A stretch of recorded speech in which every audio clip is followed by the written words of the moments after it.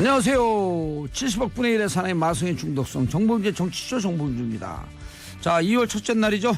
사실상 오늘부터 평창 동계올림픽 시작입니다. 왜냐하면 선수들이 머무를 평창 선수촌과 강릉 선수촌, 오늘이 공식 개촌일, 즉 선수촌 개장일입니다. 북한 선수들 포함해서 전 세계에서 찾아온 국가 대표 선수들 내 집처럼 편안하게 지내시길 모두 환영합니다. 웰컴 투 평창. 그리고 가끔씩 103.5MHz SBS 러브 FM 틀어주시기 바라겠습니다. 자, 우리들의 영원한 친구 103.5MHz 스폰서 광고 듣고 오겠습니다.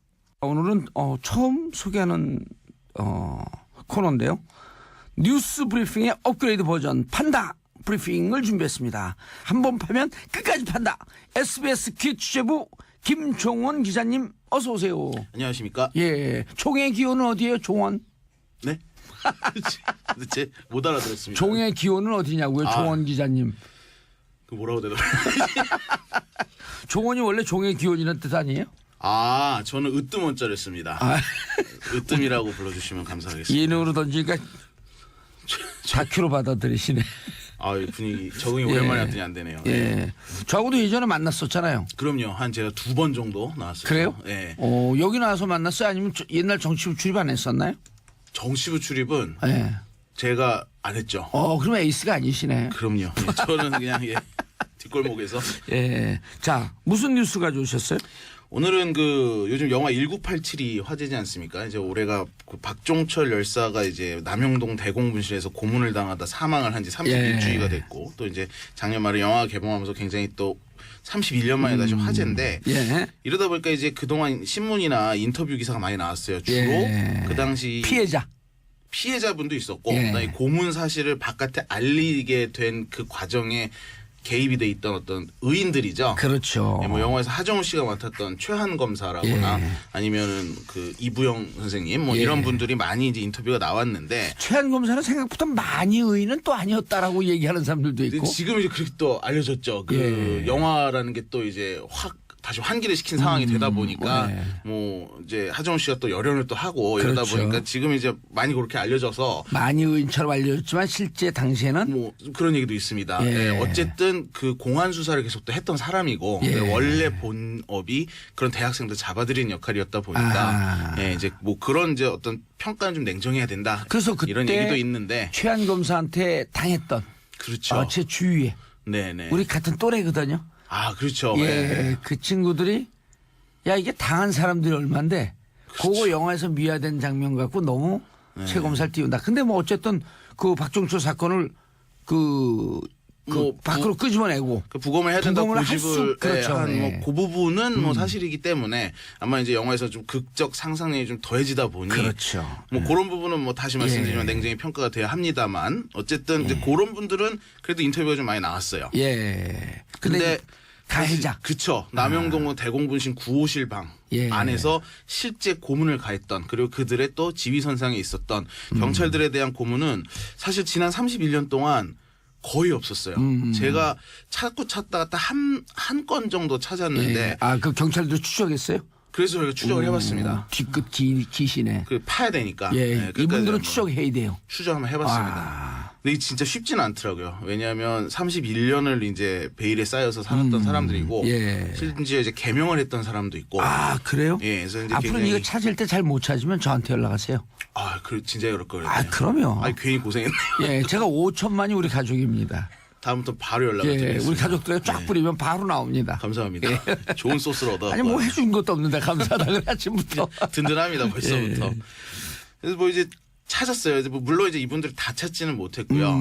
근황 정도만 전해 들은 분도 있고, 이제 직접 가서 만난 사람이 2명입니다. 제가 그 당시 9호실 안에서 박종철 열사를 실제 욕조 안에다 집어넣어서 고문을 한 경찰관은 5명인데 이 중에 1명을 만났고요. 그다음에 이들의 지휘선상에 이제 있던 사람들 중에 또 1명을 만났습니다. 그래서 2명을 만났는데 먼저 뭐 지휘순으로 당시 지휘순 계급순으로 한다면 그 이제 지휘선상에 있던 그분을 만난 이야기를 좀 먼저 해볼까 해요. 지휘선상에 있던 분이 누군데요?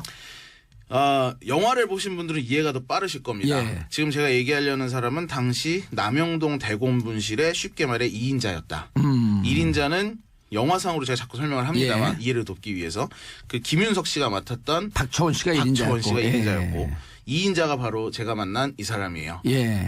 이 사람은 근데 영화에 안 자꾸만 나옵니다. 안개를 피우네. 영화에 안 나와요? 영화에 안 나옵니다. 그래서 오. 설명이 길어졌습니다. 오호. 영화에 안 나오는 영화에 안 이유는 나온다. 이 당시 이제 박철원 위에는 그 경찰청장 당시 예. 치안본부장이 있었을 거 아니에요. 근데 이 박정철 열사 고문 사건을 전부 다 은폐를 했다는 의혹으로 예. 구속이 됐어요. 치안본부장까지 구속이 됐는데 유일하게 치안본부장 지금으로 치면 경찰청장부터 그 고문에 가담했던 말단 그 경사까지 예. 전부 다 구속이 됐지만 6명이 됐나요? 그때 5명에 2명에서 한 7명 정도 아하, 되죠. 예. 그 중에 지금 제가 얘기하려는 이 2인자라는 수사단장 전모 씨라고 하겠습니다. 예. 이 전모 씨인데 이분만 구속이 안 됐어요. 오. 그러다 보니 영화에 안 나온 거예요. 오호. 그다음에- 왜 구속이 안 됐나요?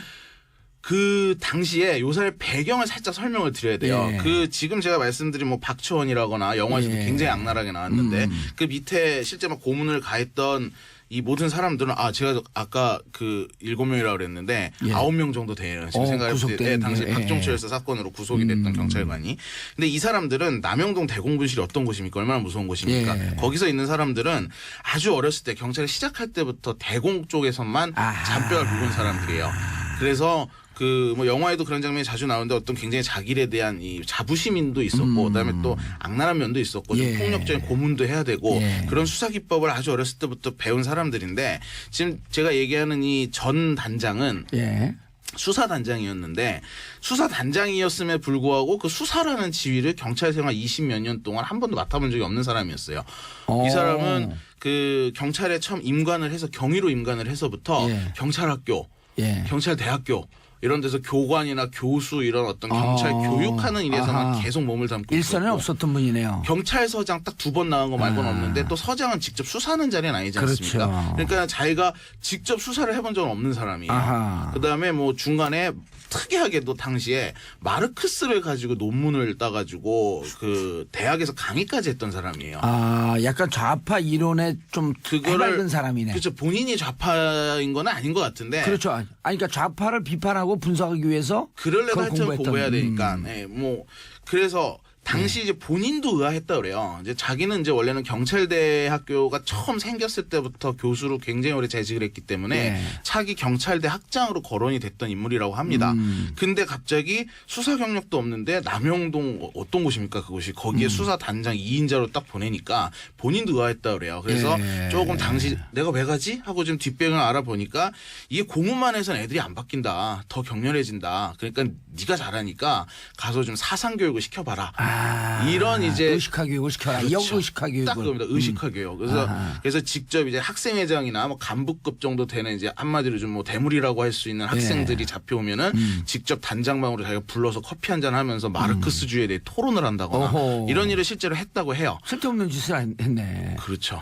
근데 이분은 그거에 대한 당시에 굉장히 확신이 있었던 것 같더라고요. 그러면서 이제 동시에 자기는 고문을 없애려고 했다. 예. 자기는 고문을 해서는 없어지지 않는다는 생각이 있었고 특히나 자기를 보낸 이유는 고문을 하라고 보낸 게 아니라 이런 걸 고문하지 마라. 하라고 보냈기 때문이라고 자기는 생각을 한다라고 이제 얘기를 하더라고요. 이분들이 큰 오판한 게 학생들이 군사 독재 정권에 맞서서 민주화 운동을 한 거지. 그렇죠. 이 학생 운동을 하는 사람 빨갱이 좌파라고 인식하는 이게 잘못됐던 거죠. 그러니까 시작부터 잘못된 건데 그럼요. 그 당시 정권이 기본적으로 어디에 사상을 두고 있었는지가 반공주의. 그렇죠. 어떤 생각을 가지고 학생들을 바라보는지 드러난 대목이기도 그러네요. 하죠. 재밌네. 그렇죠. 그래서 그런 일 실제로 했는데 문제는 이 사람이 부임한 지 5개월 만에 박정철 열사 사건이 터진 거예요. 그래서 검찰이 당시에 수사에서도 그걸 물어봤다고 하더라고요. 그 좀 혹시 박초원 씨나 아니면 그 밑에 유정방 과장이라고 있습니다. 예. 그 사람이 영화에서는 안경을 낀 배우 기억하시는 그렇죠. 분 있을 예. 거예요. 뭐 짜장면 먹지 말라고 하정우 씨한테 도장 찍어달라고 찾아갔던 사람. 예. 그 유정방 과장 같은 경우가 이제 바로 밑에 직원이었는데 위로도 밑으로도 좀 은따 비슷한 거 당하지 않았냐. 당신 좀 따돌리고 이러지 예. 않았냐. 무시하지 않았냐. 이런 질문을 받았다고 하더라고요. 검사들 수한테 받을 때. 검사한테. 예. 그다음에 또 실제로 부임한 지 5개월밖에 안 됐었고. 근데 또 이쪽에서는 경험이 한 번도 없으니까 어떤 실질적인 은폐에 가담을 하진 않았지 찾지 않았냐라고 판단을 한 것 같아요. 당시 검사가. 그래서 치안본부장 지금으로 치면 경찰청장도 구속이 됐지만 유일하게 구속이 되지 않았습니다. 그냥 조사만 받고 풀려났어요. 그러다 보니까 영화에 나오진 않는데 이 사람이 박종철 열사가 사망한 거를 가장 먼저 보고를 받은 지휘관이에요. 그 1월 14일 날 이제 본인이 치안본부장실에 가서 보고할 걸 보고를 하고 그날따라 좀 시간이 남더랍니다. 그래서 이제 커피 한 잔을 마시고 있는데 좀 아까 말씀드린 유정방 과장이 헐레벌떡 뛰어들어와서 그 서울대생이 고문받다 사망했다. 근데 본인은 박종철 열사를 얼굴도 본 적이 없고 그냥 이렇게 처음에 잡혀왔을 때 보고서만 받았다고 해요. 예. 그래서 그냥 어렴풋이만 알고 있었는데 그 얘기를 듣고 자기가 순간적으로 아 이건 이제 큰일이 났구나 아하. 싶어서 그 남영동의 1인자였던 박청원을 찾아가지고 뛰어들어갔는데 박청원이 그때 뭐 사적인 볼일을 보러 갔는지는 잘 모르겠지만 자리를 비웠었더랍니다. 예. 그래서 다시 치안본부장실로 가서 보고를 하고 뭐 모든 일을 해결을 하고 그 과정에 자기가 이건 나는 이제 공직 생활은 끝났다 싶어서 사표를 탁 던졌다라고 예. 이제 당시 영화에서는 고 박천희가 자리를 비운 대목이 그 그렇죠. 어딥니까 그 휴전선 망향단 망향단에서 이제 그 고향에 있는 북에 있는 고향에 그렇죠. 있는 고향에서 이제 희생당한 부모님들 그렇죠. 참배를 하는 그런 대목이었죠. 그걸로 자리 비운 걸 나왔는데 예. 거기 보면 이제 옆에 이제 같이 항상 따라다니는 두 명이 같이 있지 않았습니까? 예. 근데 이제 그 중에 한 명은 이제 남영동에 있었던 걸로 사실은 뭐 사실은. 네, 굉장히 디테일한 부분이지만 예. 뭐 그랬었다고 해요. 그래서 자기는 이제 공직생활은 끝났다. 나는 끝났다. 예. 이거 내가 어떻게 더 이상 끌고 가냐 해서 사표를 던졌다고 합니다. 아하. 그래서 이제 이 사람이 그러고 나서 당시에 이제 결국 사표가 수리돼서 이제 옷을 벗은 건 1년이 지난 88년이었어요. 근데 예. 이제 87년에 사표를 던지고 직위 해제가 됐고 그러고 나서 이제 본인이 서울에 있는 집을 다 처분을 해서 지방에 이제 땅을 당시에 다 처분했더니 그 당시만 해도 한 10,000평 좀 넘게 살 수 있었다고 하더라고요. 그래서 거기서 농사를 짓기 시작을 했는데 31년이 지난 지금도 이제 85세 정도 됐거든요. 아직도 거기서 농사를 짓고 살고 어디라고요? 있더라고요. 지방인데 제가 뭐 어딘지까지는 밝히지는 않겠습니다. 제가 바로 한 그 20분이면 찾아내요. 왜냐면 충청도 쪽이라고만. 끝나면 물어볼 거니까. 충청도 쪽으로만 하겠습니다. 끝나고 나서 그러면 마이크 꺼진 상태에서. 근데 하여튼 이분이 핸드폰이 없어요. 그리고 연락을 받기 싫어하는구나. 그렇죠. 세상으로부터. 그러니까 농사를 짓는데 그 유선 번호만 있는데 이 유선 번호도 틀리게 이제 알려져 있는데 찾아갔을 때 제일 절 보자마자 딱 알더라고요. 왜 왔는지. 왜 왔는지 아는데 첫 마디가 자기는 31년 동안 신문도 하나도 안 봤다. 근데 실제로 제가 집을 들어가서 샅샅이 봤는데 신문이 진짜 없더라고요. 근데 보통 이제 나이 드신 분들 신문 많이 보잖아요. 그렇죠. 근데 거기가 또 인적이 정말 없는 시골이에요. 근데 되게 심심할 법도 한데 혼자 살거든요, 이분이 지금. 가족도 없어요? 가족이 있는데 일주일에 한 번 이제 딸이 와가지고 뭐 집도 좀 치워주고 하는 거. 그래서 본인이 스스로 얘기하더라고요. 그거 일주일에 한 번 딸 오는 날이 낙이라고. 근데 그 이외의 시간에 이제 부인도 6년 전에 사별을 하면서 그 시골에서 이제 산 중턱에서 혼자 살아가는데 신문이 진짜 없습니다. 예. 그다음에 핸드폰도 없더라고요. 중요한 거는 자 그런 소소한 일상도 중요하지만 네. 본인이 어쨌든 그때 수사 라인에 없었지만 잘못했다. 네. 뭐 좀 뉘우치거나 뭐 이런 기색이 있던가요? 이렇게 사는 이유가 바로 그것 때문이라고 얘기를 했어요. 느낌은 오네요. 네, 그러니까는 자기가 31년 동안 물론 이제 본인이 직접 고문을 하지는 않았지만 어쨌든 그 직속 지휘 선상에 있던 단장으로서 수사 단장이 뭐 사실 수사 지휘하는 자리 아닙니까? 그래서 그걸 막지 못했던 거, 그다음에 더 적극적으로 고문을 하지 말아라 말하지 못했던 거, 지금까지 한 번도 후회를 안 한 적이 없다. 그리고 30년 동안. 네, 이렇게 차라리 이분이 낫네요.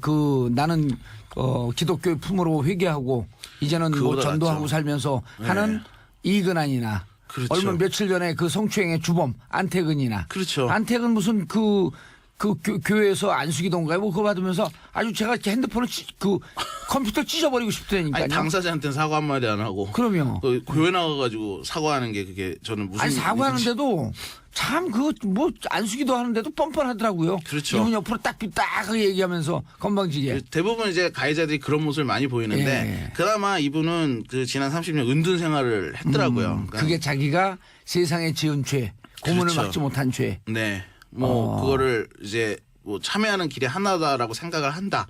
라고 저희에게 얘기를 했습니다. 그런 얘기를 해요? 예. 물론 이분도 아까 초반에 말씀드렸듯이 냉정한 평가를 받아야 되는 부분 분명히 있습니다만 이 일이 터진 이후의 삶은 뭐 은둔 생활을 했고 그다음에 마을 사람들도 심지어 그 동네로 이사 간 지 20년이 넘었는데 한 번도 만난 적이 없다고 해요. 그나마 세상에 자기가 사죄하는 의미가 은둔 생활을 하는 것이었어. 그러니까 사라지는 것, 세상과 단절하는 것 자기가 그거라고 생각을 했다라고 얘기를 하더라고요. 또 다른 가해자를 만나본 사람 있나요? 이 사람 이제 영화에 나오는 사람입니다. 예.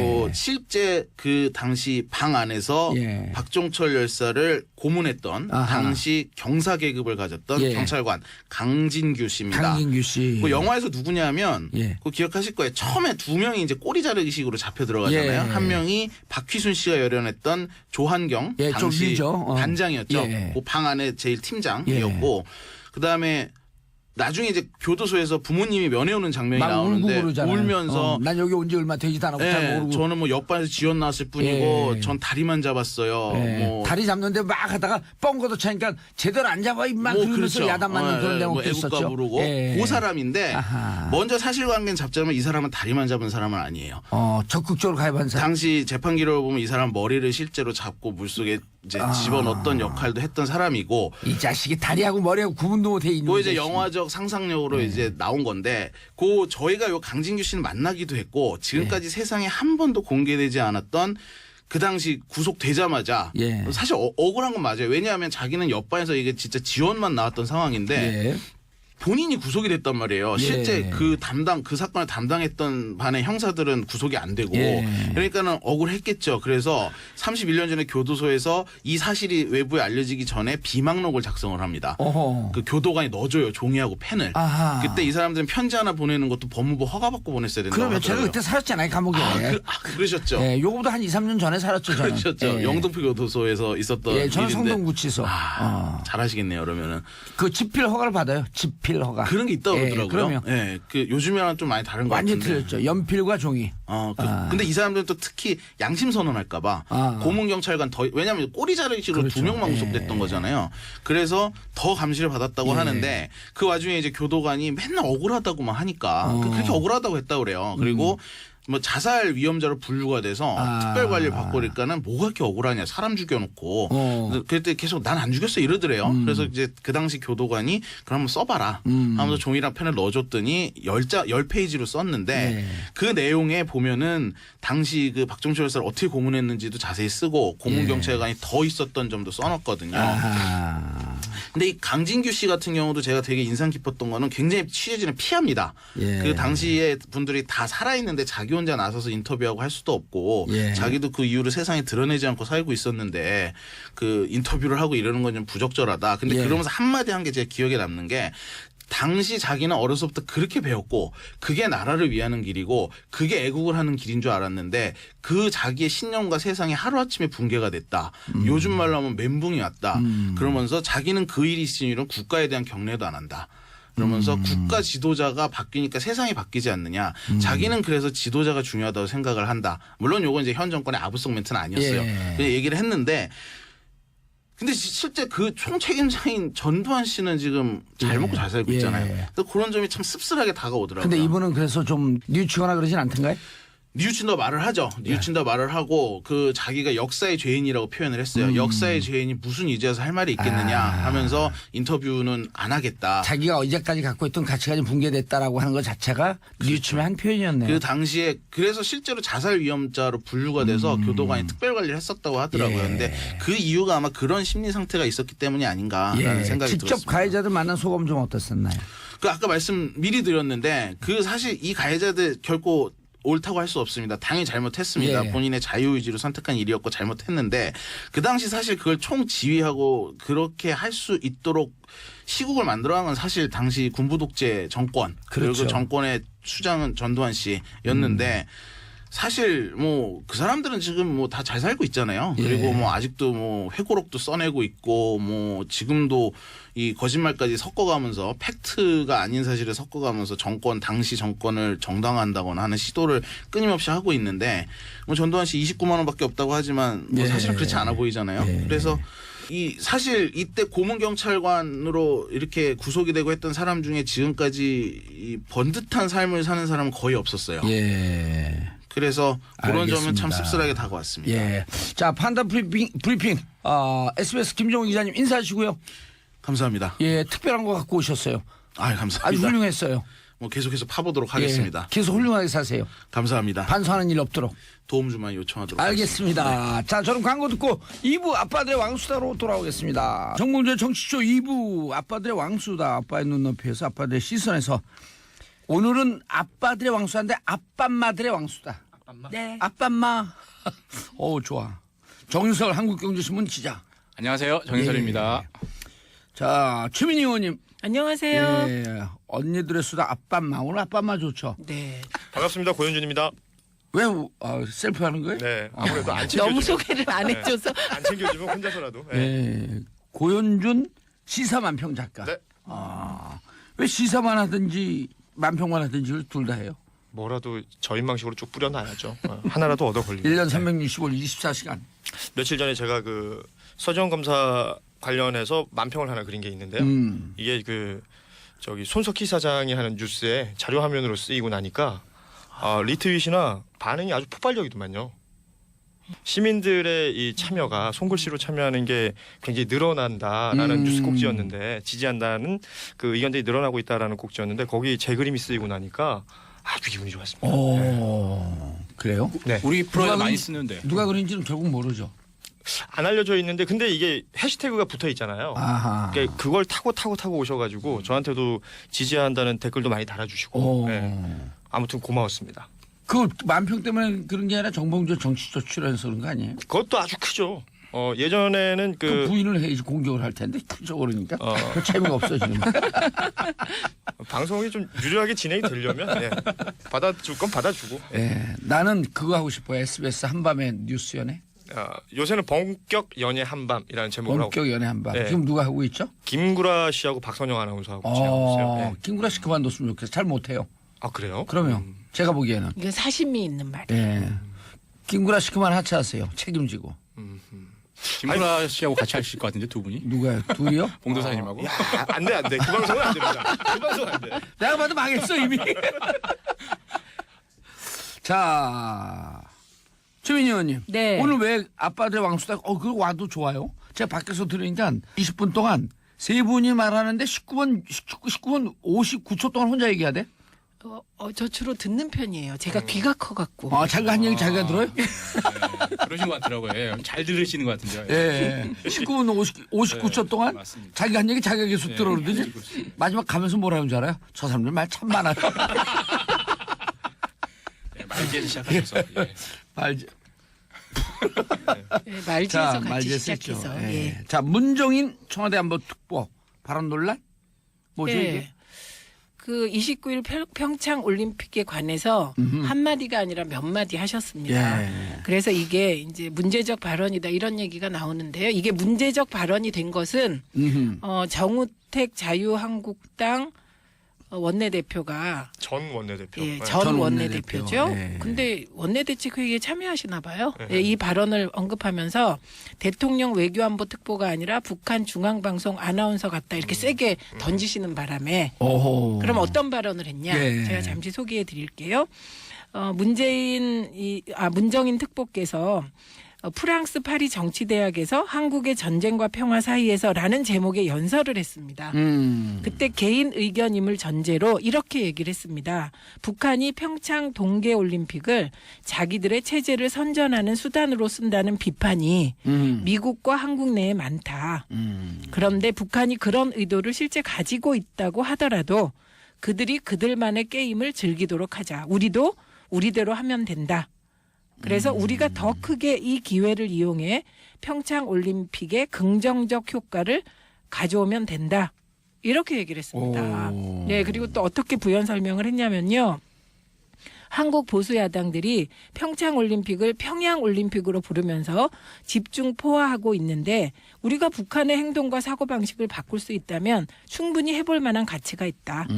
북한이 정상적 국가로 인정받고 싶으면 북한도 정상적인 행동을 보여줘야 한다는 걸 올림픽 기간에 깨달을 수 있지 않겠나 이렇게 얘기했습니다.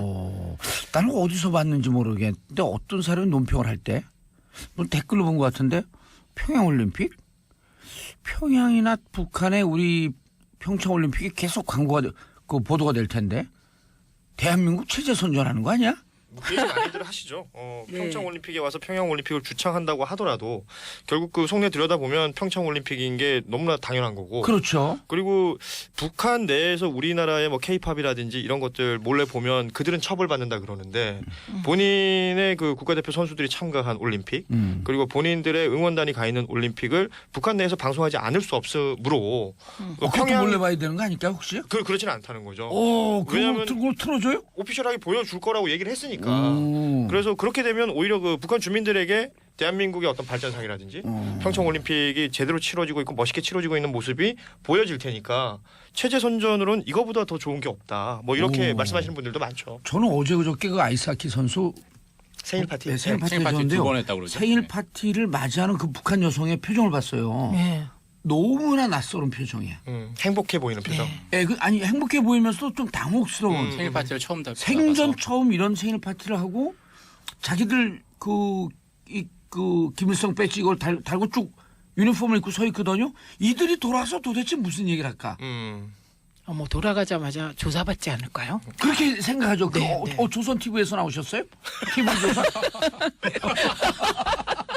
조선중앙 TV. TV 조선. TV 조선에서 그다음에 이만감? 이만감 채널 A인데. 왜냐하면 보통 이제까지 우리 보수 언론들은 가면은 여기에 대해서 긍정적인 처벌받는다. 측면을 얘기하기 때문에 일단 아우진물을 먹고 올 것이다. 그런 근데- 얘기를 많이 하죠. 근데 이분들이 가갖고 평창을 다 봤을 거 아니에요. 네. 도대체 무슨 얘기를 할까?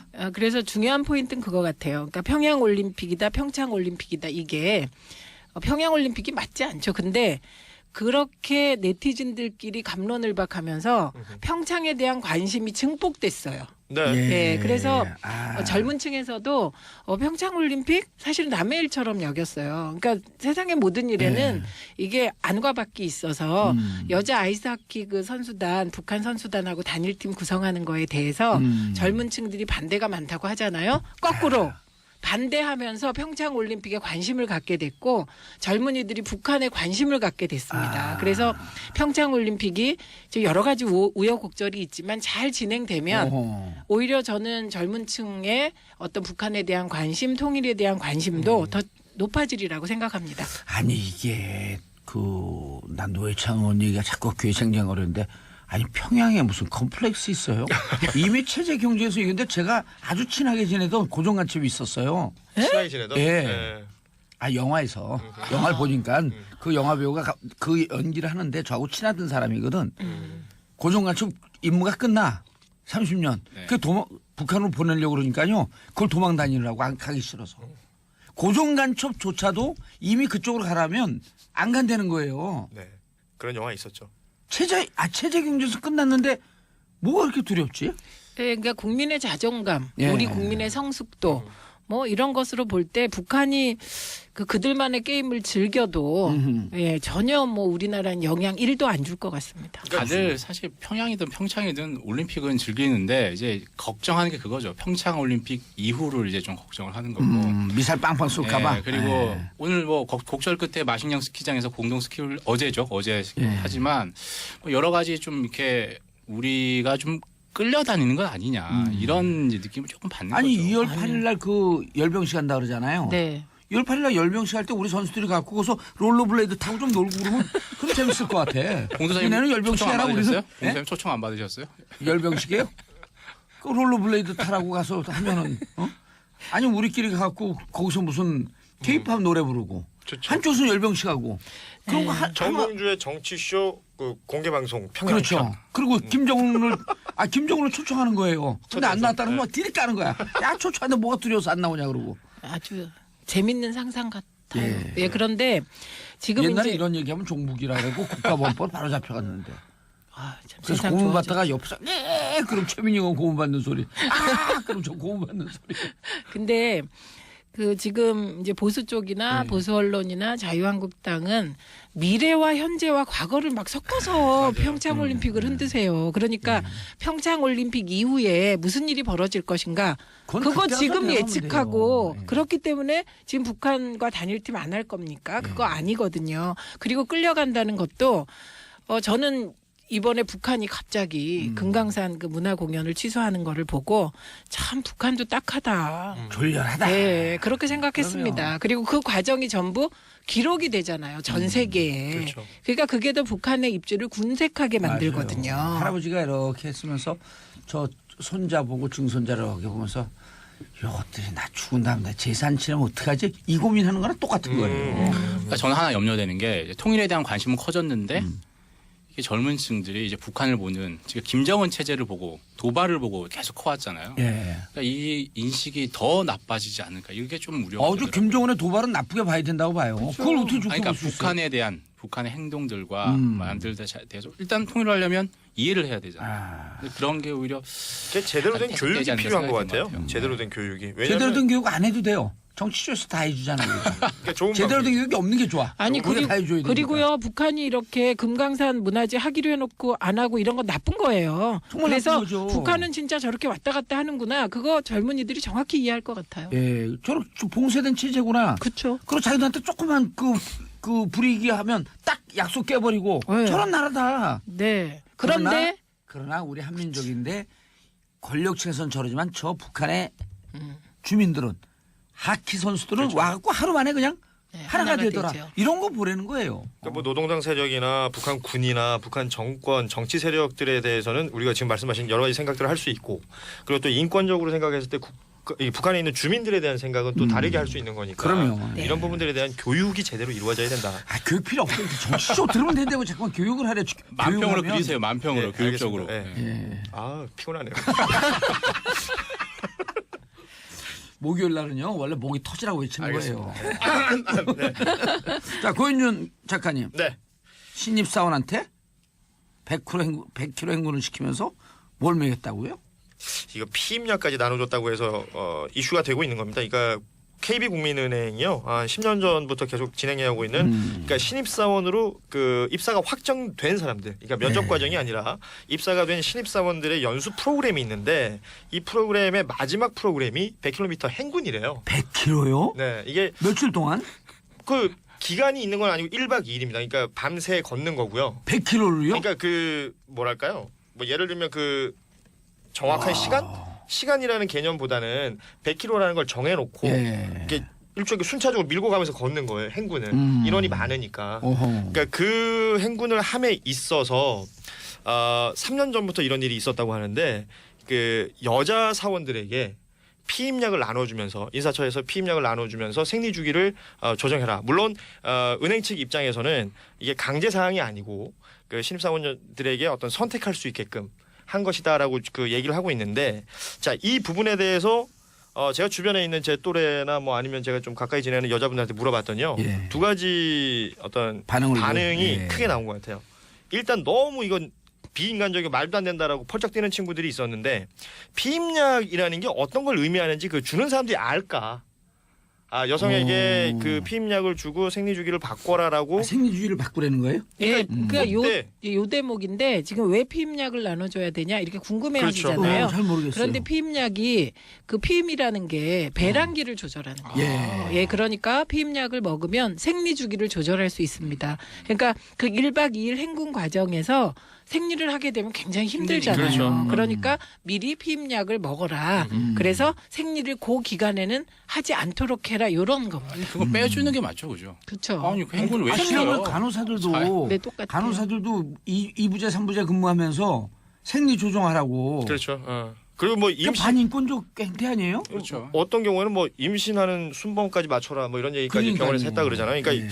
그렇게 이해하는 우리 여성분들이 많은 것 같아요. 그러니까 뭐냐면 이렇게 단순히 생리를 하는데 행군을 하면 불편할 테니 그 행군 기간 동안은 생리를 피할 수 있게끔 피임약을 니들에게 지급해줄게. 예. 이런 식의 본인들은 배려라는 건데 그 여성들이 피임약을 먹는 게 어떤 의미인지를 제대로 이해를 못하고 있다. 여성 건강이라든지 아니면 여성들이 느낄 수 있는 어떤 심리적인 어떤 여러 가지 데미지라든지 예. 이런 것들에 대한 그 일말의 배려도 없는 어떤 아니 그 행태인 것 같고. 인사부서에 여성이 없어서 그래요. 그러니까요. 그리고 여기에 또 한 가지 팔딱 뛰는 거, 특히 저희 아내 같은 경우에는 예. 100km 행군을 왜 하느냐?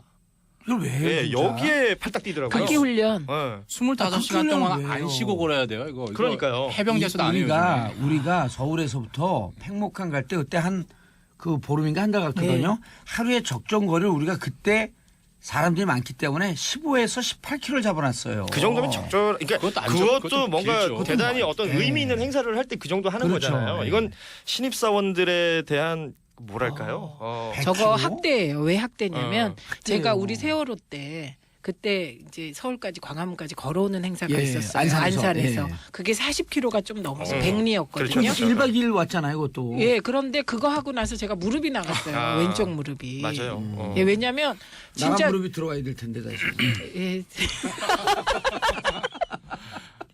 무릎 쓰고 그랬거든요. 네, 방송하는 예, 거 잘 무릎 됐으면 쓰고 하십시오 이런 말들. 잘 돼서 방송 떠났으면 방송 욕심 꽉한 자리에. 저는 어디든 자리가 빵꾸나길 기대하고 있습니다. 24시간 연중 무휴 365일 구직 중입니다. 예. 그러니까 문제는요. 노현준 기자입니다. 고현준입니다. 고현준이. 이 신입사원 교육 뭐 각 기업체들마다 대기업들이라고 불리는 곳들마다 예. 다소 이런 군대식 문화가 남아 있는 그러면 안 좋아요. 예. 방법들이 많죠. 뭐 이 100km 행군도 그 중에 하나일 테고 뭐 심지어 레펠 하는 데까지 있대요. 뭐 그 무슨 해병대 기업들의 공수부대요 그걸 레페를 하게. 레펠은 할만해요. 해병대 교육은 뭐 거의 고정가잖아. 한산문화유산이야. 아니 레펠은 사실 레저거든요. 사실 훈련만 안 시키면 되니까. 고현준 기자님. 근데 이제 방송이 끝날 때가 됐는데 오늘 아니 남았는데. 일단 요거 마무리하자면 예. 한마디로 마무리할 수 있을 것 같아요. 시대착오적인 조직 문화도 죄가 되는 세상입니다. 이게 하나의 댓글이었거든요. 예. 난 이게 딱 정확한 것 같습니다. 네. 학대예요, 학대. 진짜 학대예요. 저도 운동 좋아하는데 100km 걸으라 그러면 그냥 등을 한 대 때려주고 싶어요. 자기들 보고 걸어하면 되죠. 이 교육 시키는 사람들. 아, 그러네. 그럼 그분들은 차 신입사원은 타고? 네. 아니 신입사원은 군기가 바짝 들어있으니 군기 빠진 니들이 가라. 그래야죠. 그러네요. 역지사지 보면 이거 안 할 건데. 알겠습니다. 자, 정윤설 방청객 기자님. 예. 방송 분량이 짧으면 얼른 얘기하세요. 애플 배터리 집단 소송인데요. 예. 국내 사실 집단 소송이라고 하긴 힘들지만 40만 명이 모였습니다. 최대 규모예요. 우리나라에서요? 예, 우리나라에서. 잘한다. 예, 한 시 규모 거의 조금만 더 하면 광역시까지 갈 거예요. 예. 근데 이제 이 애플 배터리 소송이 왜 나왔냐 아시겠지만 고의로 성능 저하를 시켰다는 거죠. 그렇죠. 배터리 잔량이 계속 적어지니까 그걸 밝히지 않았다는 거고. 근데 이제 말이 집단 소송이지 한국에는 집단 소송이 없습니다, 사실상. 법적으로. 그렇죠. 집단 증권 예. 부문에만 집단 소송이 되고 집단 소송이라 하는 건 내가 소송에 참여하지 않아도 비슷한 처지인 사람이 소송에서 이기면 나 역시 배상을 받는 거거든요. 아, 깔끔한 정리. 근데 아, 좋아요. 근데 한국에는 집단 소송이 말은 있는데 우리 다 집단 소송을 씁니다. 기자들도 쓰고 엄밀한 의미의 법적 의미의 집단 소송이 아니라는 거죠. 그냥 예. 그냥 뭐 단체 소송, 단체 소송. 그냥 40만 명이 떼 모인 소송, 거죠? 떼 소송 그렇죠. 모여서 한 개의 소를 제기한다. 그렇죠. 예. 거기에 소송에 참여를 해야지만 내가 배상을 받는 받을 거죠. 수 있다. 예. 집단 소송이 아닌 거죠. 사실. 그렇죠. 여기 참여한 사람들은 이기게 된 배상을 받을 그렇죠. 수 있지만 아이폰을 쓰는 다른 사람들 그렇죠. 이런 사람들은 소송에 참여하지 않았기 때문에 그렇죠, 그렇죠. 배상을 받을 수 없고. 미국과 일본에는 집단 소송이 있기 때문에 그래서 서너 명만 하잖아요. 맞습니다. 늘. 예. 그런데 이제 그걸 도입해야 되는 거 아니냐 이런 얘기가 있는 거죠. 예, 알겠습니다. 이따가 너무 짧은 거 아니에요? 아니, 더 아니, 할래요, 더 할래요. 계속 노래 듣고 계속 하세요. 방송 시간이란 게 있는데. 자, 서로 싸우세요. 자, 2부 화이트 스네이크가 부릅니다. Here I go again. 아빠 맘들의 왕수다. 정윤설 한국경제신문 기자, 고현준 만평 작가, 최민희 의원님 함께하고 계십니다. 자, 정윤설 기자님, 네. 아까 집단이 아니라 단체 소송. 단체 소송을 이제 집단 소송으로 정말 바꿔야 된다. 네. 움직임이 있습니다. 뭐 최근에 일들이 있었죠. 가습기 살균제 그렇죠. 사건이 있었고, 폭스바겐 그 디젤 게이트가 있었잖아요. 햄버거병이 있었죠. 햄버거병도 있었고 이런 많은 문제들이 있으니까 예. 우리나라도 이제 그러면 집단 소송을 도입해야 되는 것 아니냐. 예. 실제로 국회 법안도 계류가 돼 있고 어허. 공정거래위원회에서도 추진하겠다. 가습기 살균제가 사실 가장 큰 영향을 미쳤고요. 그랬죠. 근데 어디까지는 아직까지는 계획입니다. 그러니까 이게 만약에 도입이 돼야 된다라고 주장을 하는데 이제 일각에서는 이게 너무 소송을 남발시키는 것 아니냐 이런 그러니까 얘기를 하는 재벌 거죠. 중심의 법 체계를 자꾸만 생각하니까 남발이라 그러지만 피해 보는 사람들 어디 갖고 다 또 변호사 선임해야 돼요. 근데 어떤 문제가 있냐면 이 집단 소송제를 도입했을 때 기업 규모가 좀 문제가 될 것 같아요. 그러니까 재벌에 대해서는 오히려 소송을 잘 못하고 중소기업이나 좀 약한 기업에는 그럴 수 쉽게 있죠. 소송할 수 있을 것 같아서 우리가 법을 만들 때 조금 기준을 두면 어떨까요? 기업 규모와 예. 관계에서. 그리고 언론에서도 저희가 오래전에 징벌적 손해배상 제도를 도입해야 의도적인 편파 왜곡 보도가 없어진다 이런 주장을 했었거든요. 네네. 근데 그때도 똑같은 반론에 직면했습니다. 그러니까 예. 규모가 작은 언론사는 한 방에 한 그냥 방에 훅 갈수 가고 거꾸로 문제가 되는 큰 언론사들은 뭐 소송을 잘 못하고 일단 그 힘에 눌려서 이런 일이 벌어지지 않겠냐. 규모에 대한 그 가이드라인 좋네요. 네. 자, 다음 뉴스. 교장 공모제 이거예요. 이거예요? 네, 네. 교장 공모제가 뭐길래? 이제 원고까지 챙겨드려야 돼. 아, 이게 치매가 와서 말이야. 그렇게 해야 출세하는 거예요. 그렇죠. 네. 네, 옆에서 그냥 예. 잘해야 됩니다. 예, 교장 공모제. 네, 지금 50대가 된 그 우리 봉도사하고 예.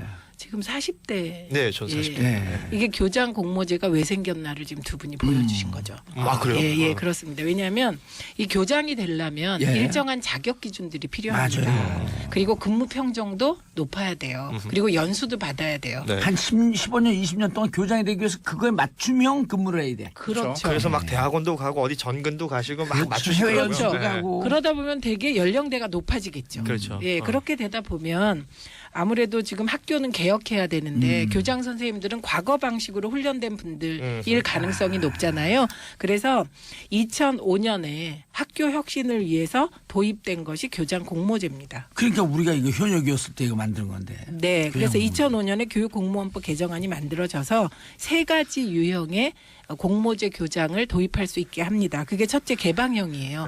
이 개방형은 교원 자격증이 없어도 되는 된다. 거예요. 아. 그래서 이거는 마이스터교 같이 전문성이 요하는 학교에서 주로 이제 썼습니다. 그다음에 두 번째는 초빙형이에요. 초빙형. 이거는 교장 자격증이 있는 분이 젊은 나이에 교정을 하고 그만두신 거예요. 네. 그럼 이분들이 다시 학교로 올 수 있게 한 초빙형이 있고요. 그다음에 세 번째 이번에 문제가 된 건 바로 요건데요. 내부형 공모입니다.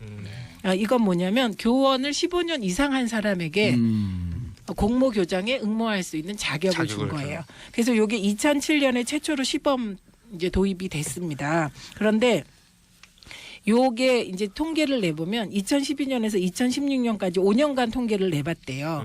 그런데 공모 교장이 2,472명인데 내부형 있잖아요. 그 교장은 64명밖에 안 됐다고 합니다. 숫자가 확 줄었죠.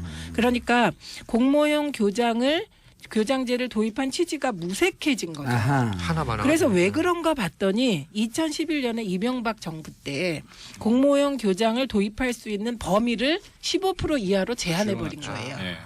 그 무슨 얘기예요, 그게? 그러니까 이 공모형 교장은 처음에 학교 운영위원회에서 우리는 공모형으로 할래 혹은 우리는 자율학교 지정을 받을래 이런 학교 중에서 공모형 교장을 도입하겠죠. 제한이 없었던 거예요, 그때는? 예, 처음에는 제한이 없었습니다. 근데 2011년 이후에 그렇게 자율형 교장을 택한 학교 중에 15% 이내만 공모형으로 해라 이렇게 해버린 거예요. 시행령이 바뀐 거예요, 법이 바뀐 거예요? 시행령이요. 아, 예. 이때 그 MB 때는요.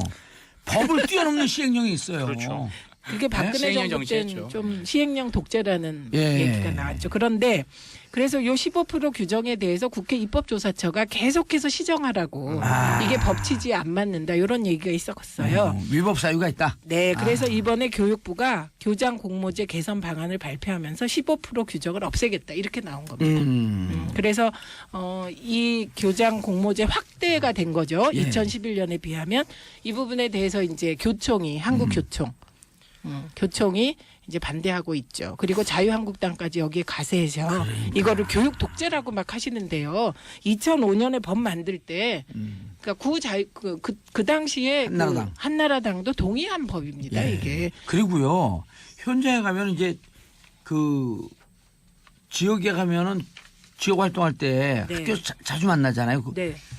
이런 그 공모형 교장으로 온 분들이 무척 열심히 해요. 왜냐하면 학교에서 일정 정도 기대가 있어서 온 거거든. 이게 주인 의식도 더 있을 테고. 그리고 네. 그걸 아주 혁신적으로 해요. 그리고 소통도 잘하고. 아니 근데 교장 공모제로 뽑힌 교장이 있는 학교가 잘 된다는 걸 좀 많이 좀 알리고 그래야 되는 거 아니에요? 네, 저는 사실 그래서- 들어본 적이 별로 없어서. 네, 이게. 그거를 잘 되는 건 못 들어봤어요. 그 혁신학교가 혁신학교에 공모형 교장들이 좀 많습니다. 아. 예, 그리고 그거 이제 지금 봉도사 말씀하신 대로 이게 얼마나 효과가 있냐, 요거를 또 연구한 분이 계시더라고요. 그 연구 결과에 쓸데 있는 따르면 연구를 하셨네. 네. 내부형 아까 15년 이상 된 교사가 교장이 되는 거가 네. 85.1점으로 최고점을 받았고요. 오. 그다음에 개방형, 개방형. 교원 자격증이 없어도 마이스터 같은 겨 그게 83.5. 그다음에 초빙형 교장이 다시 그만뒀다가 교장 되는 거. 예. 요건 81.7입니다. 그러니까 현직 교사가 15년 이상 교원 생활을 하고 내부형 공모에서 교장이 됐을 때 가장 점수가 높았고 학부모 선호도가 높았다고 합니다. 저는 하나 궁금한 게 이제 뽑을 때 학부모, 교원, 외부위원 참여 비율을 명시한다고 하는데 보통 어느 형태로 참여 비율로 그러니까 뽑는 그 네. 위원들 대충 어떻게 그게 제일 선발하죠? 처음에는 네. 그거는 이제 학교 재량인데요. 제일 처음에는 학교 운영위원회가 있습니다. 운영위원회가 우리는 공모형 교장을 할래 이렇게 결정을 해줘야 됩니다. 그리고 나머지 그 절차에 대해서도 학교 운영위원회가 자체적으로. 자체적으로 규정을 다 만들어야 되니까 그 비율은 사실 학교마다 다를 수가 그러니까 있는 거죠. 학교 특성에 맞는 교장 선생님들이 올 수 있는 걸 것 같은데요, 제 생각에는. 네, 이게- 그리고 학운위가 예. 교장 선생님이 지금 구성하게 되어 있어요. 예. 예, 그러니까 그 학교 운영위원회에서 우리 공모형 교장을 할래 이렇게 결정하기까지 음흠. 그때부터 이제 많은 점검이 되는 거죠. 그러니까 계속해서 필터링이 가능할 것 같은데요. 네, 예. 네. 아니 그래서 교장 공모제 그 되는 데는 처음에 학운위에서 바로 시작하지 않아요. 그렇죠. 학부모들이 요청을 해. 네. 정년 보통 이제 강남은 덜한데 서울만 해도 비강남권 또 경기도 해도 조금 학교가 경제적으로 좀 어려운 지역에 있으면 정년 2년 3년 남겨둔 교장들이 와요. 네. 그리고 와서 일을 안 하는 거예요. 의지가 없지, 그런 제 데. 지역구에 있는 데들도 경제 여건이 좀 안 좋으면 퇴임 앞둔 교장들. 근데 학교 좀 괜찮잖아요. 그럼 40대 후반이나 50대 초반의 교장들. 막 교장 달자마자 열정이 있는 분들. 의욕이 있을 때. 그러니까 이제 학부모들이 이런 좀 어려운 지역에 우리 돈도 없고 사교육 조건도 안 좋은데 교장이라도 와갖고 또 공모교장이 오면 예산도 또 많이 오거든. 그런 게 그게 있군요. 중요한 네. 거. 아니 그리고 진짜 자기 일처럼 해. 그래갖고 우리는 교장 공모제를 엄마들 먼저 신청을 하면 그 운영에서 이제 그걸 토의하잖아요. 그렇죠. 그럼 민주적인 절차로 가는 거야 이게. 근데 교문이 하셨나 보죠? 진짜 잘하시네요. 교육이요. 아 교육이 그때 우리 땐 교문이 위에서 교문이를 교육을 교육시키는. 이렇게 하라. 교육시키는 네, 교문이. 우리 땐 그렇죠. 교문이 제가 그때는 있었죠. 교육이. 예. 그 장관이 저한테 와갖고 어떻게 했으면 좋겠습니까? 쭉 알려줬고 그렇게 보면 감사합니다. 교육의 신이시여 그러고. 제법 옛날 얘기라 기억이. 나도 문제국회는 전 세계 한 것 같아. 전 세계 하도 오래돼갖고. 아니 근데 그게 정확한 말씀을 지금 예. 하신 거예요. 애초에 도입된 취지가 지금 말씀하셨듯이 이게 강남의 학교나 이런 데서 이거 시작된 거 아니거든요. 맞아요. 예, 그리고 이게 우리 교육계가 가장 개방적이고 혁신적이어야 되는데 가장 보수적인 형태로 남아 있어서 보수적이죠. 4차 산업혁명에 대비하기가 되게 어렵거든요. 네. 그러니까 이번에 교육부가 교장 공모제를 확대해서 이제 내부 공모형 교장들이 좀 성과를 내기 시작하면 지금 현재의 이념적으로 이 갈등을 끌고 그렇죠. 가는 거거든요. 이거 프레임 전환인데 그런 것들은 뭐 정리될 것 같습니다. 처음 시작할 땐 내부 공모형이 없었어요. 없었어요. 초빙형하고 초빙형하고 개방형. 개방형만 있었어. 예. 근데 내부형이 오늘 듣고 보니까 저게 제일 좋네. 이상적인 거네요. 예. 왜냐면 경험도 있고 학교 살던 거 잘 알고 근데 네. 교장 선생님이 너무 보수적이야. 그렇다고 교장 선생님 보수를 안 줄 수는 없잖아요. 그 보수가 그 보수입니까? 그런데요. 지금 교총에서 그러시는 게 좀 너무 과한 게요. 이념 대립하면 안 현재 돼요. 국공립 교장이 10,000명 정도 됩니다. 네. 그런데 이 중에 아까 제가 64명이라고 말씀드렸잖아요. 내부형 공모가 0.65%밖에 안 돼요. 이거 가지고 무슨 교육계가 막 흔들려서 뭐 이념 대립이 되고 0.65. 네. 이제 교장만 바라보고 오신 분들이 이제 이 체제가 흔들릴까봐. 그러니까 아니, 흔들리는데 그것도 어찌 보면 자기들 밥그릇 갖고 기득권이 이렇게 뭉쳐 있는 거거든요. 그렇죠. 그리고 아니 본인들도 하고 있었는데 내가 앞으로 한 5년쯤 남았는데 내부 공모할 수 있잖아요. 그리고 신청하면 되는 거거든요. 이게 나는 가만히 있어도 되는 건데 뭔가 노력하기 싫은 거죠, 이 사람들이. 근데 너무 근데- 이렇게 부정적으로 볼 것도 없어요. 근데요. 저 그렇게 봅니다. 교장 선생님들 중에도 학교를 혁신하려고 혁신학교 지정을 받아서 바꾸는 분들도 많이 계세요. 그런데 그런 개인적인 선택에 의해서 바꾸는 게 아니라 이제 내부형 공모를 확대함으로써 외부에서 강제하겠다는 거예요. 네, 그래서 일정 부분의 강제는 필요한 거죠. 예, 그리고 15년 정도 되면 다 교장할 자격이 있거든요. 능력도 되고. 네. 근데 이제 정상적으로 가면 25년, 30년 넘어야 돼요. 그렇죠. 못해도 20년은 저딱 기자 15년 했는데. 그래요? 교장 공무원 아니 그럼 그러다. 아니 여기 언론사들도 국장 언론사 이런 기레기 이런 거 기레사 이런 거 없애서 사장 공모제 해야 돼. 15년 지나면 신청할 수 있게. 네, 뭐 언론사 하고 있죠. 아니 다음에 올 때 한국경제신문 사장님 오셨네. 안녕하세요. 교장 공모제 찬성합니다. 아 사장 되고 싶어요? 그냥 영원 사장 되고 싶어요? 혁신이요. 그 사장. 네. 어. 자, 권영 작가님 서지영 검사가 네. 또 다른 성폭력을 폭로했다? 이게 그 서지현 검사가 이제 방송 인터뷰에 응한 이후에 뭐 예. 그야말로 연일 뜨겁습니다. 그런데 이 서지현 검사의 일기라고 하는 것이 공개가 됐어요. 아. 그러니까 전문까지 이렇게 공개가 됐는데 A4 29장? 그렇죠. 그리고 양은 제법 많은데 그 전문들이 지금 인터넷 뭐 사이트에 쉽게 찾아볼 수가 있는데 처음 제가 봤을 때는 야 참 글을 잘 쓴다. 소설을 소설 형식을 빌어서. 예 소설 형식을 빌었는데 82년생 김지용. 82년생 김지영이라는 소설이 있잖아요. 예. 그 소설에 이렇게 대꾸를 맞춰서 아하. 본인의 이야기를 거기 담은 거예요. 그러니까 본인을 이제 여자라고 3인칭으로 마치 바라보는 것처럼 뭐 여자는 이랬다, 여자는 저랬다, 뭐 이런 식으로 이제 글을 쭉 써나가는데 그 면면을 살펴보면 그 서지현 검사가 과거에 겪었다고 했던 일들 그 이후에 그러니까 인터뷰에 나와서 했던 사례는 그 장례식장에서 있었던 예. 성추행 상황이었잖아요. 그 외의 것들도 몇 개가 표현이 돼 있는 거죠. A C, B C하고 쭉 네. 나오더라고요. 뭐 덕분에 도우미 비용을 아꼈다라든지 아니면 뭐 나랑 자자라는 어떤 직접적인 언사가 있었다든지 뭐 이리 와봐라 안아보자라든지 뭐 이런 말들과 이런 추행이 있었다라는 것을 그 전체적인 양이 워낙 많습니다만 구석구석에서 이제 발췌해서 지금도 뭐 올려놓은 데가 많은데 찾아보시면 많이 볼 수 있을 것 같습니다. 이게 결국은 서지현 검사가 검사 생활을 하는 내내 계속해서 이게 뭐 단 한 번 있었던 일회성 사건이 아니라 꾸준히 있었다 이렇게 봐야 될 것 같고 그 외에 다른 그 여성 검사들도 이런 비슷한 사례들 많이 겪었다 그랬고요. 뭐 그 뉴스에서 인터뷰할 때는 이 성폭력의 종류가 다양하잖아요. 그중에 네. 우리 흔히 강간이라고 말하는 성폭행도 있었다라는 얘기를 했었거든요. 됐었죠. 예, 아주 여러 형태의 또 여러 좀 지저분한 추악한 그런 성 관련된 범죄들이 일어났던 것이 아닌가. 그것도 검찰 내에서 예. 이 이야기들이 많은 분들의 관심을 끌고 있습니다. 근데 저는 이 나오니까 이제 막 정치하는 사람들 스피커 큰 사람들이 막 비판하고 그러는데 특히 네. 이번 이 사건에 의미가 있으려면 남성들은요 나는 그런 개연성을 갖고 살진 않았는지 혹은 그런 일을 하진 않았는지 남성들이 먼저 반성해요. 반성해봐야죠. 지금 자기는 깨끗하고 자기는 정말 아무 생각도 안 하고 이런 것과는 전혀 무관하게 산 것 같지만 네. 반성하세요. 저 미쓰리 남자들은 미쓰리 운동해야 돼. 내가 가해자다. 미투, 미쓰리? 여자들은 미투. 난 피해자다. 남자들은 미쓰리 가해자다.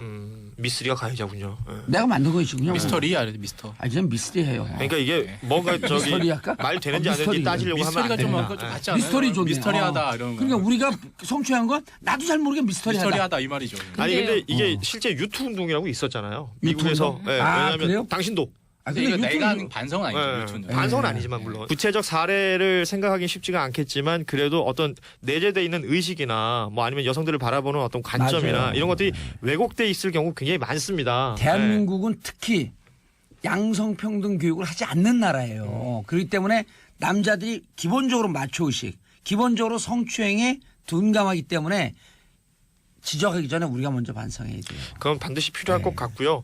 그래서 그 지금 뭐 미투 운동이 워낙에 그 많이 활성화되고 있고 많은 분들이 참여를 하고 있고 또 이 서지현 검사에 대해서 지지를 보내는 분들이 굉장히 많죠.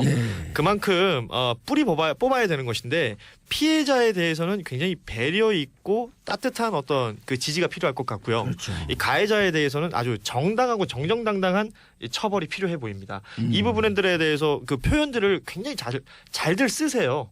뭐 SNS나 아니면 뭐 개인 어떤 계정이나 댓글 남기시는 분들이 쓰는 표현들 보면 의식적으로라도 지금 이렇게 운동이 일어나고 생각을 하고 있다는 것이 분명히 개선될 수 있을 것이다라는 생각이 드는데 오히려 몇몇 그 이 폐쇄되어 있는 조직 문화 내에 있는 사람들끼리 본인들의 피해를 줄이기 위해서 꽁꽁 싸매고 있는 듯한 느낌이 더 강하거든요. 이런 것들이 좀 깨져야 되지 않을까. 근데요, 저는 제가 오늘 생각합니다. 좀 걱정되는 게 이 사건이 터지고 정당들이 다 논평을 냈어요. 철저하게 당연하죠. 철저하게 조사하고 이게 어떻게 뭐 대책을 마련하죠. 그리고 토론회를 이제 자유한국당 쪽하고 하고 왔는데 시시비비를 가리자는 거예요. 네. 그런데 이 시시비비를 가리자가 진짜 물타기 중에 물타기거든요. 그렇죠. 그리고 시시비비를 가린다며 피해 여성을 불러서 또 시시비비를 가리는 과정에서 또 진짜 2차 피해가 일어나는 그게 폭력인 겁니다. 걸 모르는 예, 겁니다. 그래서 제가 저는 보기에는. 예. 그런 태도들이 걱정이 좀 되고 예. 그다음에 다행히 지금까지는 언론 보도나 자유한국당에서도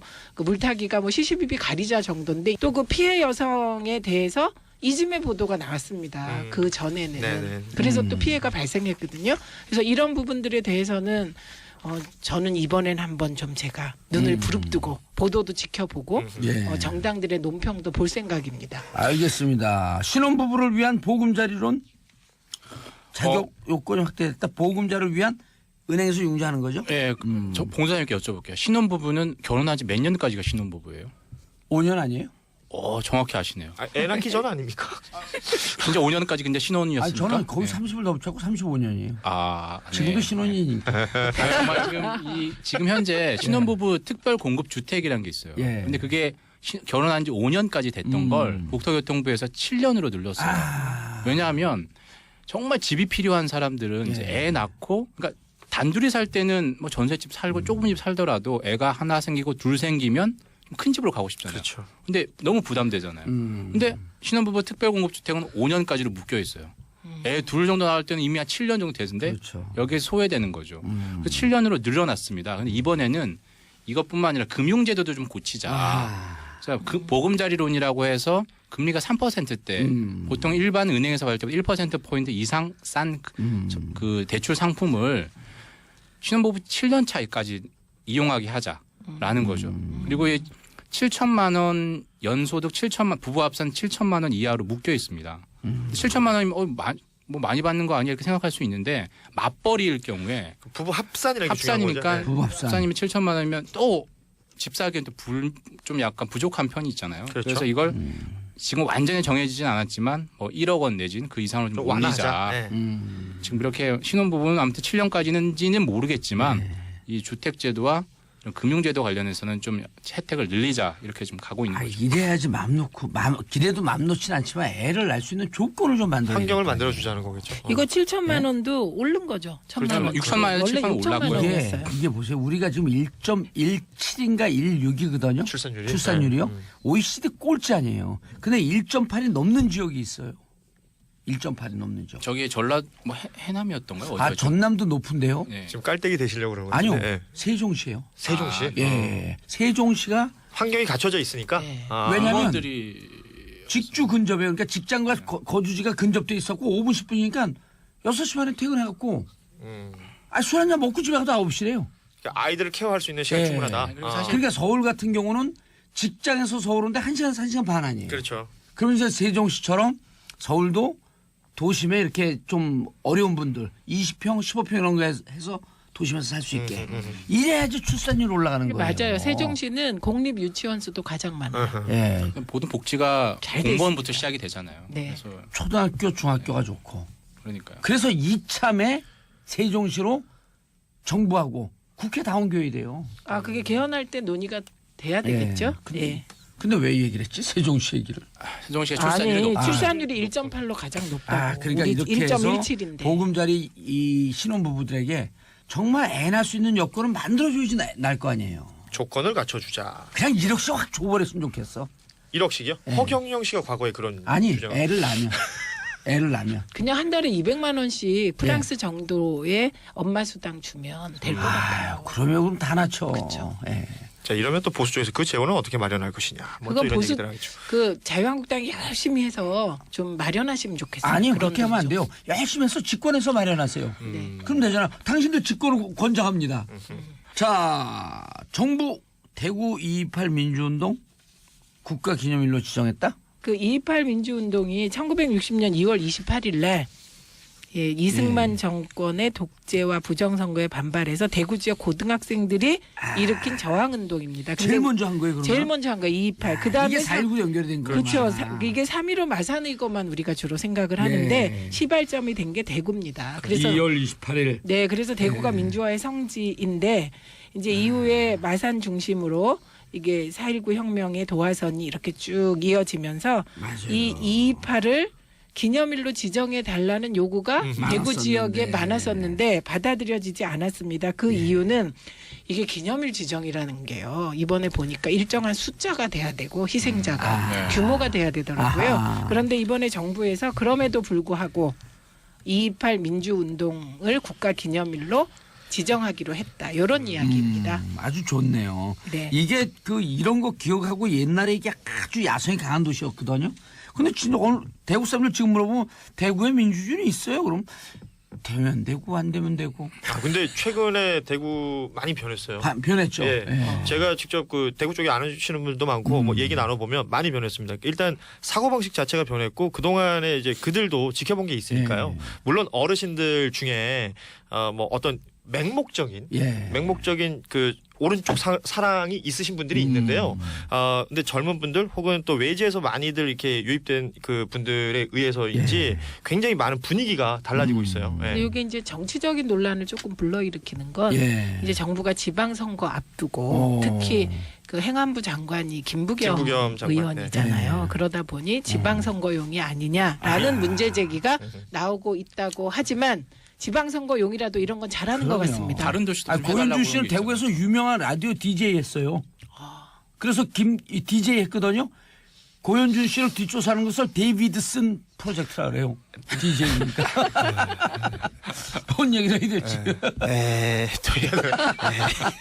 알겠습니다. 세 분 인사하시고요. 네, 고맙습니다. 네, 저는 광고 듣고 아니래요. 아니에요?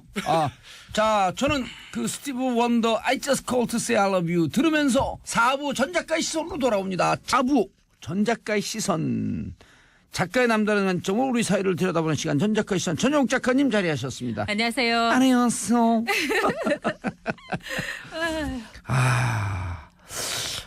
최근 그래도 조금 서지현 검사 네. 때문에 화가 났는데 그나마 네. 조금 위안이 되는 또 그 판결이 있었어요. 그렇죠. 서지현 검사의 경우도 참 한 여성으로서 대단한 용기죠. 그렇죠. 근데 한 여성의 용기가 아마 우리 사회를 뒤집어 엎을 거라고 저는 생각을 하는데요. 저도 여기에 미투가 네. 좀 미투 운동이 벌어져야 된다고 봐요. 네, 근데 정말 용기 있는 여성들 한 사람의 힘이 우리가 높았던 그 다음에 정말 장막과도 같은 이 모든 것을 걷어내는데 저는 그런 사건 중에 하나가 여러분 기억에 생생하시겠지만 그 섬마을 여교사 사건이라고 생각해요. 여럿이 함께 추행했던. 그렇죠. 그런데 그게 이제 2심에서 공모 혐의가 인정되지 않는다고 했는데 대법원에서 무슨 소리냐 이거 다시 해라 이래서 파기환송심을 했는데 이번에 거기에서 형량이 늘어났습니다. 아하. 공모 혐의가 인정된다 그래서 다들 그 김박이 이 세 사람에게 징역 17년에서 10년을 선고했던 이 원심을 깨고서 15년, 12년, 10년을 선고했어요. 사실 이 법원에서의 판결에 제가 이렇게 흡족하거나 또는 이건 정당했다 이런 경우가 별로 없었습니다. 제 개인으로. 그렇죠. 그만큼 저는 사법부의 그 판결이나 서비스에 굉장히 의구심을 가졌던 한 개인인데 이번의 경우는 대법원의 역할, 3심제가 왜 있는가를 우리에게 보여줬다 이렇게 생각합니다. 전 작가님 이게 네. 사건이 그리 네. 오래되진 않은 거예요. 네. 2016년 2년밖에 되지 않았지만 전체적으로 사람들이 기억이 가물가물하기 때문에 그렇죠. 네. 전체적으로 쫙 말씀해 주셔도 됩니다. 네, 제가 정리를 깔끔하게 하자면은 2016년 5월 22일 새벽이었습니다. 신안군에 있는 학부형 3명, 김씨, 이씨, 박씨 이렇게 3명이 김이박. 네, 외지인인 초등학교 여자 선생님을 집단 성폭행한 사건입니다. 오, 그 세 명이 네, 동시에. 그렇죠. 그러면서 그러면서 그 와중에서 서로 학부모들인가요? 학부모들이었어요. 그러니까 기가 막힌 거죠. 그리고 이 여자 선생님은 다음 날 이제 말하자면은 이 임지를 떠나서 이 전근을 갈 예정이었던 거죠. 그러니까 아주 계획적으로 한 거죠. 이제까지 근무를 하다가 이제 떠나는. 그렇죠. 그러면서 술을 마시게 해서 인사불성 상태로 돼서 데려다 준다. 이러면서 세 사람이 뭐 휴대폰이라든가 이런 걸로 연락을 해가지고 차례로 그 선생님을 말하자면은 정말 이런 성폭행을 한 사건인데 했고. 그래서 이 사건을 통해 가지고 저는 이 여선생님이 굉장히 용기도 있었지만 현명하게 행동을 했다 이렇게 생각합니다. 가장 현명한 행동은 무엇이었냐면은 그 일어났던 신안군의 경찰서를 가지 않고 이 목포, 광주 그쪽의 경찰서로 가서 고소를 한 거예요. 아. 네. 이거는 우리가 염전 노예 사건하고 굉장히 유사하게 볼 수가 있습니다. 14년 1월 28일에 이 여러분 그 생생하시겠지만 이 염전 노예 사건이 있었어요. 예. 이거는 악덕 이 염전의 주인이 이 장애인 2명을 하루에 5시간도 재우지 않고서 그중에 한 명은 시각장애인이었습니다. 이렇게 하면서 고된 노동을 했는데 그 장애인들이 경찰서에 호소도 하고 그랬어요. 그런데 염전 노예 주인하고 경찰서하고는 일종의 유착 관계가 있었던 겁니다. 지역에서는 거의 다 그렇잖아요. 그렇죠. 그래서 어머니에게 사람을 통해 갖고 편지를 보내서 마침내 그 구로경찰서 서울에 있는 구로경찰서에서 내려가서 이 사람들을 구조한 거예요. 2명의 장애인을.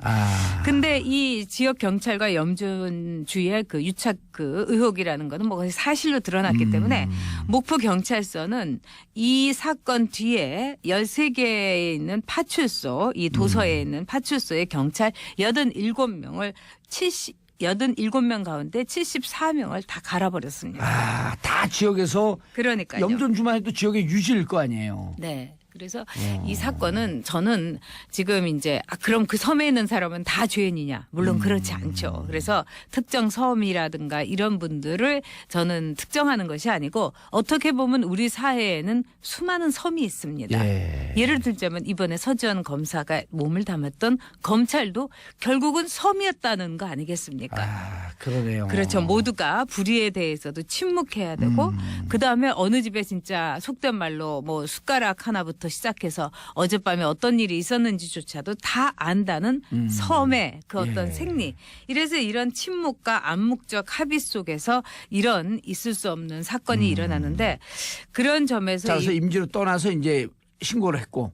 그 다음날 신고를 한 거예요. 그리고 이제 다행히 그 남자친구가 같이 도와주었고요. 그리고 우리가 이런 사건을 통해 가지고 이 여교사는 지금도 외상 증후군을 앓고 있다고 합니다. 그러겠죠. 당연하겠죠. 그런데 이건 너의 잘못이 아니다. 그 여교사가 뭘 잘못했습니까? 그런 점에서 그렇게 힘이 돼준 이제 남자친구가 남자친구. 있었고요. 그래서 다른 지역의 경찰에 가서 신고했다는 것이 굉장히 지혜를 현명한 발휘한 일이었다. 거네. 이렇게 볼 수 있죠.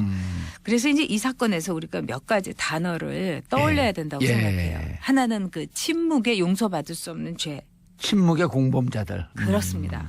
정말 침묵의 공범자들인데 바로 이런 공범자들이 우리가 섬마을 여교사 사건에 대해서 굉장히 공분을 했던 건 뭐냐면은 그 지역에 있는 분들을 이제 모자이크 처리를 하고 인터뷰를 했었죠. 근데 뭐라고 했냐면 그러면 우리 어떻게 보면 이제 우리 관광지인데 관광객들 안 와갖고 장사 안 된다고 정말 재수없다고 이렇게 한 분도 있었고요. 그다음에 그 여교사가 꼬리를 쳐서 그런 거 아니냐 이렇게까지 인터뷰를 한 분도 있었어요. 그래서 그런 점에서 우리가 더 많은 이제 공분을 함께 일으켰는데요. 자, 이 마을 공동체라는 독특한 폐쇄적인 공간에서 정말 무슨 일이 일어나는지 모를 수 있는 거죠. 그럼요. 예를 들면은 이 살인 사건 중에서 가장 가혹하게 또 아주 어떤 점에서는 상상 이상을 초월하는 게 망망대해에 떠 있는 이 배에서 일어난 그렇죠. 살인 사건의 경우는 정말 죽여가지고 그냥 던져버리는 거예요. 물고기 밥 되는 거 아니에요. 그러면서 흔적도 없어지고. 술 마시고 왔다 갔다 하다가 빠졌다. 이렇게 해갖고 모두들이 이제 침묵의 이제 공범자들이 된 이런 사건도 굉장히 많죠. 그래서 제가 볼 때는 이런 폐쇄적인 사건, 이 공간에 있을 때 또는 아주 뭐 할아버지도 알고 뭐 다 아줌마고 다 이모고 뭐 이런 그 관계 속에서 있을 때는 하나의 어떤 사건이 일어나도 이 사건이 죄의식이라든가 이게 없어진다는 거예요. 그리고 함께 하면서 이 일본에도 그런 얘기가 있습니다. 빨간 신호라면 그냥 건너도 된다. 무슨 얘기죠? 다 함께 갈 경우. 바로 그 다 함께예요. 그래서 이 다 함께 갈 경우에 일종의 놀이가 되고 유희가 되고 이른바 군중 심리가. 그렇죠. 이러면서 굉장히 가혹한 범죄가 일어난다 이거죠. 더욱더 가혹한 범죄가 일어난다. 그런 점에서 이 외지인인 여성 초등학교 교사 사건이라는 것은 우리 사회의 후진성, 우리 사회의 야만성, 그 잔인함을 보여줬다. 저는 이렇게 생각을 합니다. 당시 피해 교사가 술을 마시게 된 것도 식당 주인인 학부모가 네. 억지로 권해서 마셨다는 거 그렇죠. 아니에요? 식사를 하러 이제 내일 떠나니까. 네, 선생님 내일 가시니까 모셔서 식사 좀 하십시오.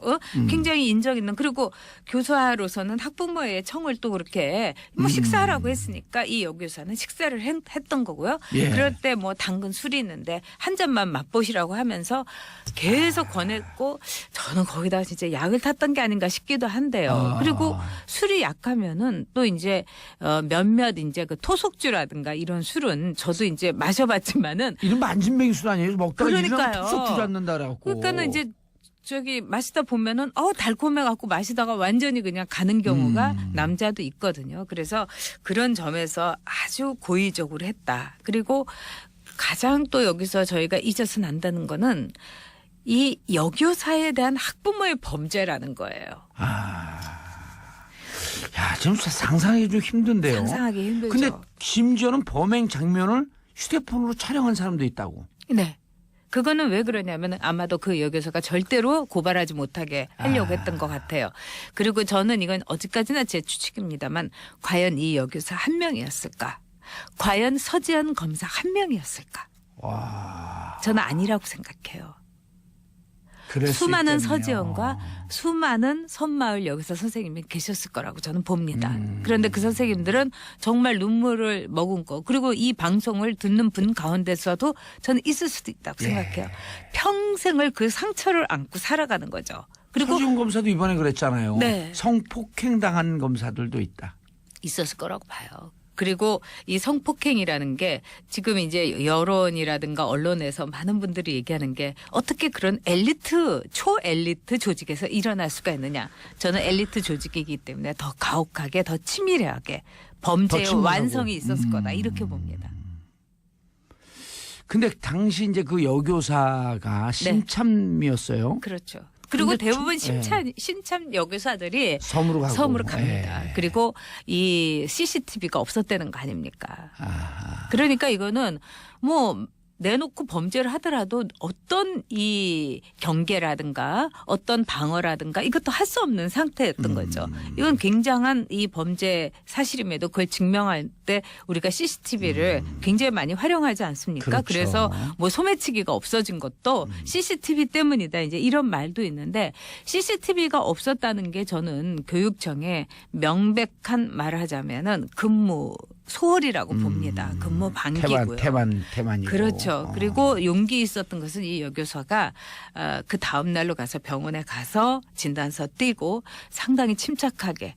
그래서 저는 이 여교사가 어떤 분인지 모르지만은 정말 존경한다. 예. 그 젊은 여성이지만 용기 있게 행동했고 아마 그 여교사는 자신이 겪은 이 엄청난 현실도 감당하기 어려웠겠지만 또 다른 피해자가 나서는 안 된다는 의식이 저는 강했을 거라고 봅니다. 여교사 입장에서도 용기를 내기 쉽지 않았을 텐데 어쨌든 우발적인 것보다 계획적이고 치밀하게 조작된 범행이었다라고 하는 판단을 한 거 아니에요. 그럼요. 그리고 이번에 뭐 밝혀지지는 않았습니다. 저는 이 김 씨, 이 씨, 박 씨라는 남자들이 한 번 한 초범들이 아니라고 생각합니다. 이 하는 그럴 수 수법을 있겠네요. 보면은 매우 노련하고 떠나는 사람이니까. 그렇죠. 떠나면서 그리고- 네가 뭐 어디다 대고 얘기하겠어? 그렇죠. 동영상 촬영까지 해놓고. 네. 그리고 뭐 하는 방법 같은 것이 거의 프로급이에요. 그래서 저는 10년, 15년도 진짜 가볍다 이렇게 생각합니다. 그런데 항소심에서 1심에서 항소심에서 이제 통상적으로 형량이 좀 줄긴 하지만 네. 항소심에서 형량이 줄었던 이유는 뭐였었어요 당시에? 가장 중요한 거는 공범의 말하자면 계획된 공범 여부를 이 증명할 수가 없다는 거였어요. 공모관계라고 네, 하는 그러니까 것을 증명할 수 우연히 각자 하룻밤에 5월 22일 새벽에 술 취한 여교사를 우연히 그렇게 성폭행을 했다. 이렇게 본 거죠. 저는 그래서 우리나라 재판부의 판사들의 판결에 대해서 정말 가슴을 칠 때가 많아요. 예를 들면 이분도 이혼을 했을 향판이었을 때, 텐데. 이혼을 할 때 예. 판사들 중에 글쎄 금수저에다가 또 금수저 집안의 따님들하고 결혼해서 그런지 모르겠지만 돈에 대한 감각이 없어서 위자료를 1,000만 원을 그 전업주부를 했던 여성에게 하면서 이 정도면 충분하죠. 이렇게 말한 판사도 있었습니다. 이거 실화예요. 자, 애 둘 데리고 1,000만 원 가지고 이 나라의 여성들이 어떻게 살 수 있어요? 애들도 어릴 텐데. 그럼요.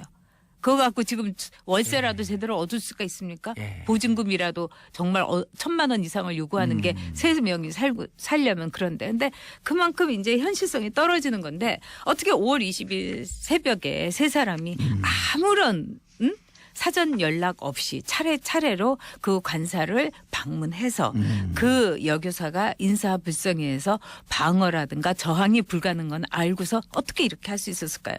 저는 그렇게 판결한 그 판사가 이해가 안 됩니다. 야, 그런데 또 이 여교사가 네.